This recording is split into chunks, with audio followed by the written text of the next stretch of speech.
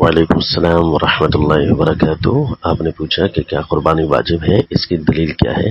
جی، کتاب اللہ کی آیت ہے جی، وَالْبُدْنَ جَعَلْنَاهَا لَكُم مِّن شَعَائِرِ اللَّهِ لَكُم فِيهَا خَيْرٌ فَاذْكُرُوا اسْمَ اللَّهِ عَلَيْهَا صَوَافَّ، کہ یہ جو چوپائے جانور ہیں، بدن بڑے جانور کو کہتے ہیں، یعنی گائے اور اونٹ وغیرہ، جس کے اندر 7 حصص ہوتے ہیں۔ مسلم شریف میں ہے کہ ہم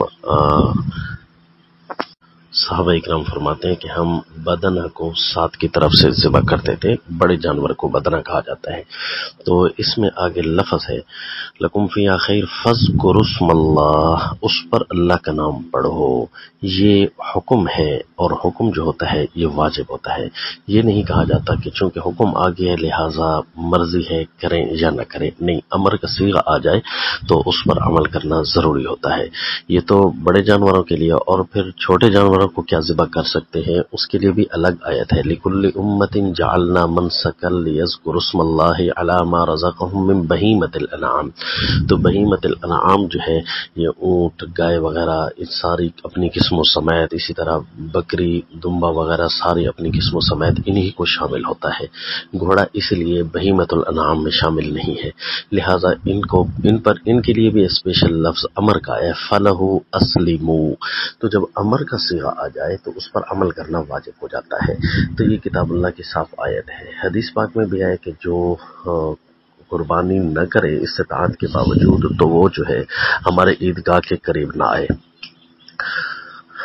قرآن اور حدیث کے بعد جو ہے اگلا حکم جو اسی آیت میں موجود ہے کہ فَكُلُوا مِنْهَا وَأَطْعِمُوا الْقَانِعَ وَالْمُعْتَرَ، کہ تم اس سے کھاؤ اور غریبوں کو کھلاؤ۔ تو اب سوال یہ پیدا ہوتا ہے کہ اگر پچھلا حکم وجوب کے لیے ہے، یعنی اس سے چیز واجب ہو جاتی ہے، تو پھر اگلا حکم بھی واجب ہے، یعنی اپنی قربانی کو کھانا بھی پھر واجب ہوگا، پھر غریبوں کو دینا بھی واجب ہوگا۔ تو یاد رکھیے اس کے لیے کتاب اللہ میں ایک اور آیت موجود ہے کہ جو موثر، یعنی جو پھنس جاتا ہے، قربانی ساتھ لے کر مکہ جا رہا تھا اور اس کے لیے راستہ تنگ ہو گیا، بند ہو گیا، یا بیمار پڑ گیا، یا ڈاکے یا جان کا خطرہ ہے، تو پھر اس کو چاہیے کہ وہ اپنی قربانی کو آگے بھیج دے۔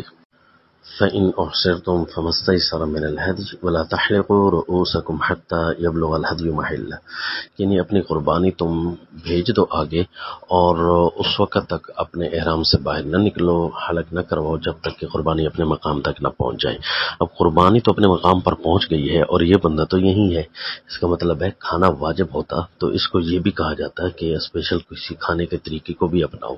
تو لہذا فَكُلُوا مِنْهَا وَأَطْعِمُوا الْقَانِعَ وَالْمُعْتَرَ، یہ حکم قرینہ کے مطابق امر وجوب کے لیے نہ ہوا، لہذا پچھلا حکم یہ وہ وجوب کے لیے ہے، کیونکہ اس پر کوئی خارجی قرینہ نہیں ہے، لہذا قربانی واجب ہے۔ السلام۔